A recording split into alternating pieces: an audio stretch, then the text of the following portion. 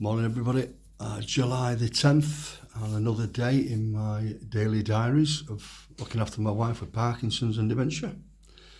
I had a look earlier and I think it's 70, 74, 75 days now I've been doing these. That's soon passed, all from that one day when I just thought I need to do something, I need to speak out loud on this. And I was walking along the front here on Cleveland's on the promenade. Yeah, it's strange how it's passed, and how I've got into how I'm enjoying it. To be honest, like I've said in the past, it's my therapy really. I'm just talking out loud in my head. Yeah, because I couldn't go for counselling out like that, and even though I'm under the Blackpool carers thing. I don't go.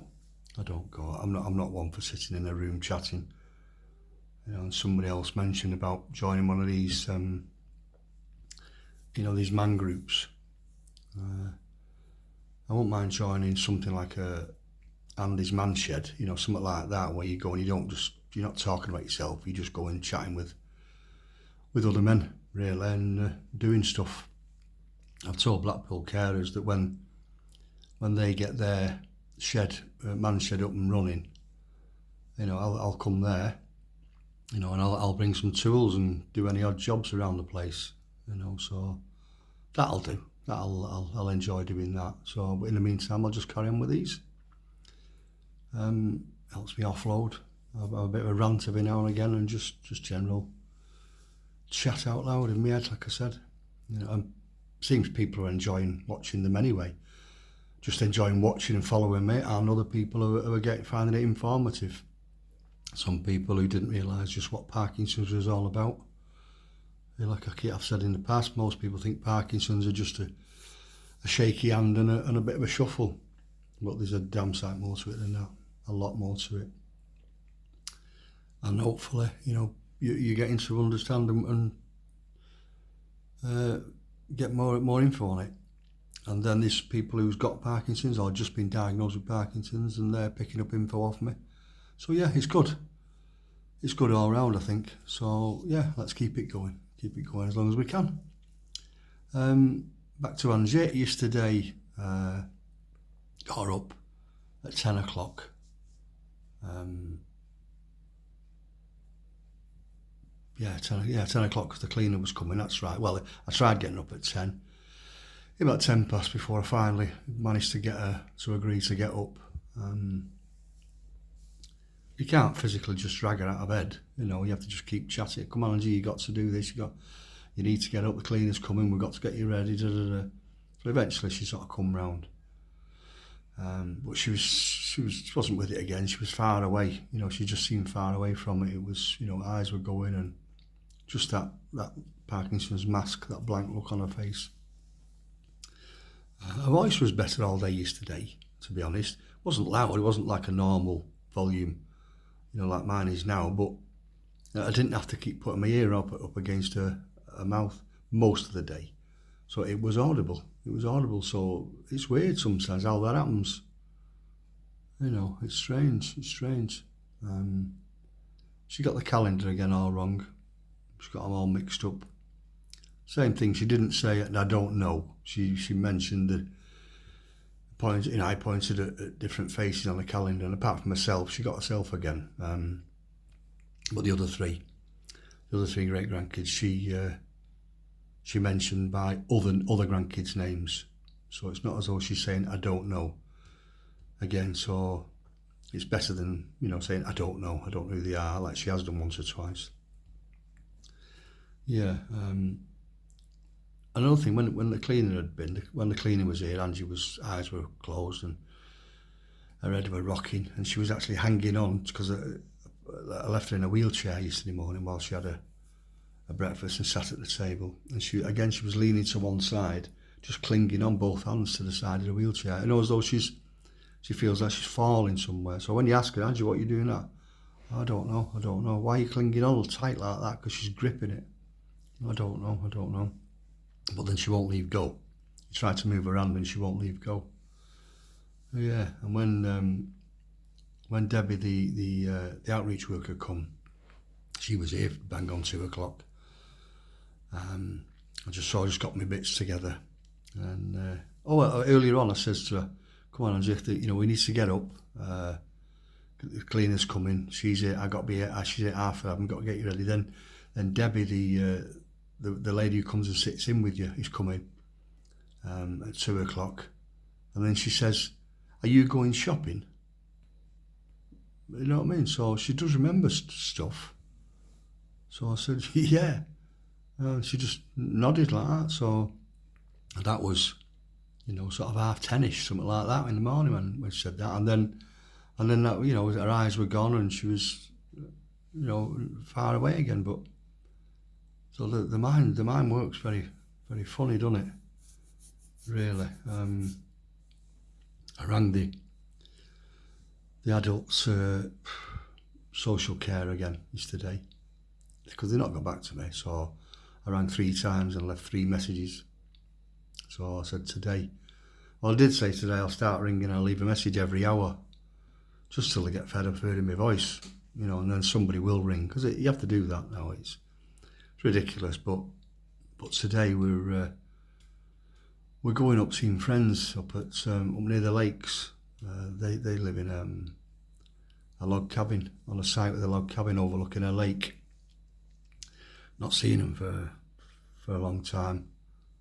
We actually bumped into them once when we'd been up to the lakes ourselves, and we stopped at one of Motorway Services. We bumped into him, so I was sat there having a cup of coffee, and there he was, sat on the next table. So anyway, we're going up there today. We're going up with Marilyn, Angie's sister Marilyn, and her fella. So I'm picking them up at 11:30, and off we go. See what the day brings. But even that, you've got to start thinking about time-wise. When Angie can eat, when she can't eat. Now what do we do? Get up there, right? We can have a snack, and we leave it at 11:30. We'll be, it's only an hour-ish, 12:30, 1 o'clock, and we can have something to eat then. But then, come 6 to 4 o'clock tablets, then I've got to start thinking of a tea to be finished before 7. Now, it takes her that long to eat. Like last night, I put a tea on the table at 10 to 6 and took the plate off her at 7:05. And she was still eating that last piece of bread. So I've now got to start thinking, well, do I start saying, right, we have to go home now, we have to go home. So for me to get the tea on the table for 6, depending on what I have to allow at least 3/4 of an hour. Start putting stuff in the oven and stuff like that. So it means me being home for 5:15, which means 15 minutes I've got to drop. So 5 o'clock dropping Marilyn and Ches off. So you've got to start leaving the lakes at sort of 4, 4:45, 3/4. So there's no time. So then I have to start thinking, right, well, maybe I can give her a snack and then give her something to eat later on. Half an hour after she's had her 8 o'clock tablets. But I don't want to be cooking at that time of the night. I'm still doing, and getting myself ready. So it's just all this stuff you've got to sort of equate in your head and just get it all organised. It's not just as simple of looking after somebody, and pushing them around in a wheelchair, like I've said before, and just, it's forward thinking all the time. Your mind doesn't stop. Your mind doesn't stop at all. It becomes, it's physically hard work. Even for somebody sort of my size and Angie's, size, because there's now 2 her, but it's still physically hard work, lifting her and putting her in the car and putting her back in a wheelchair, and then, especially at night time and during the night, getting her in bed and turning her over, because I'm bent over, leaning forward as well. So last night twice during the night, and she had me up. She had me up twice, really bad. At first, when I first got to bed, because she said to me, "What time is it?" I said, "It's 10:10. She said, "I want to go to bed." So it was about 20 to 11 by the time I'd got her in bed and come out the bedroom. So, and she was sleep watching on my camera, gone within no time, dead quiet. I went to bed, I don't know, 20 past 11, half 11. I nodded off straight away, but then I think it was 2:05. I felt the bed moving, and she sat trying to sit up, pulling on the bed rail, getting out. Angie, what are you doing? I'm turning over, but she's got her legs out of bed. Well, come here, you need to sit. And I can't, so I've got to get out of bed, come round. Of course, her nightie's all wet, you know, she's red out again. So I'm taking a night shirt off, get a clean one out, put that one on, put this one on, put the fan on, you know, waft her down, cool her down a little bit, get her back in bed. So it's half an hour of a job, you know, and then again at 4 something, the clock was 4 something. Legs were going, covers were off and covers were on, then they were off. And so again, I'm out of bed, trying to cool her down and just, so that's during the night. So I don't know why, but just so physically, so yeah, so it's physically hard work. But then, you know, it's like emotionally and mentally hard work as well. You know, you do all this and you just go on autopilot, but then afterwards you start thinking about it, and you know, it's not how it used to be. It's not how you was expecting it to be.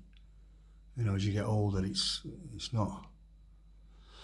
As you get older, you know, you do it and expecting this sort of stuff. You had this vision of growing old and retirement in your head, you know, but it doesn't always turn out that way, and you never know.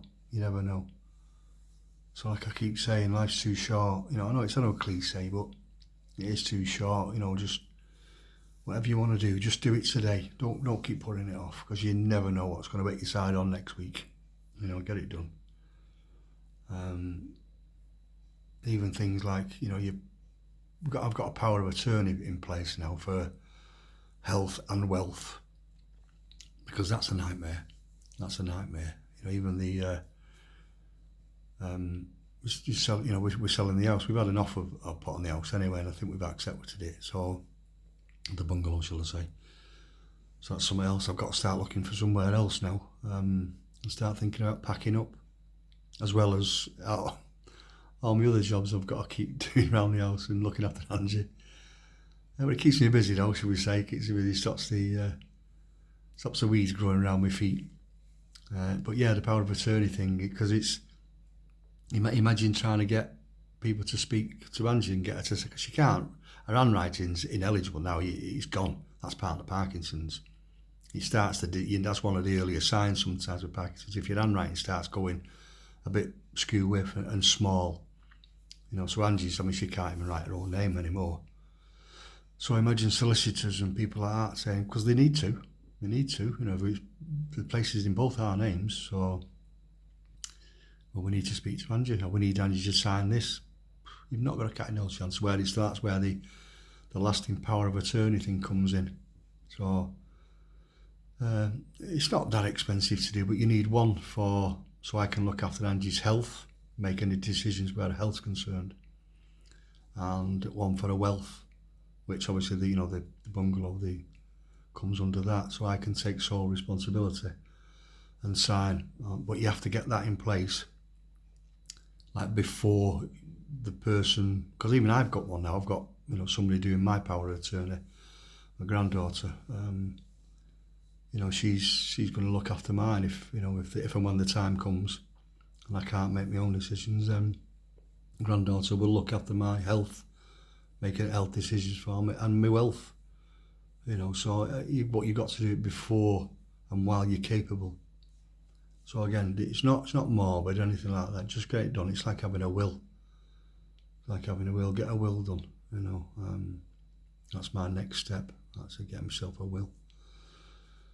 Yeah, so I'm gonna get off. I've got to get Angie's breakfast ready now, and then think about getting her up. I've got her clothes ready. I've got some of them new clothes we bought the other day. I've got some of them to go on her, and we'll get off and hopefully have a nice day over in the lakes. And I'll decide how and when and what we're going to eat later on in the day. Probably end up with something snacky or something over that side, and then I don't know, but I'll worry about it after. I'll just come across it. Right, so that's me done for today. I'll do another one tomorrow, obviously, And as per usual, press your follow buttons, like buttons, share all these to everybody you can. Send me your comments, and let's get this out there, all this information, please. So as per usual, you take care now. Bye.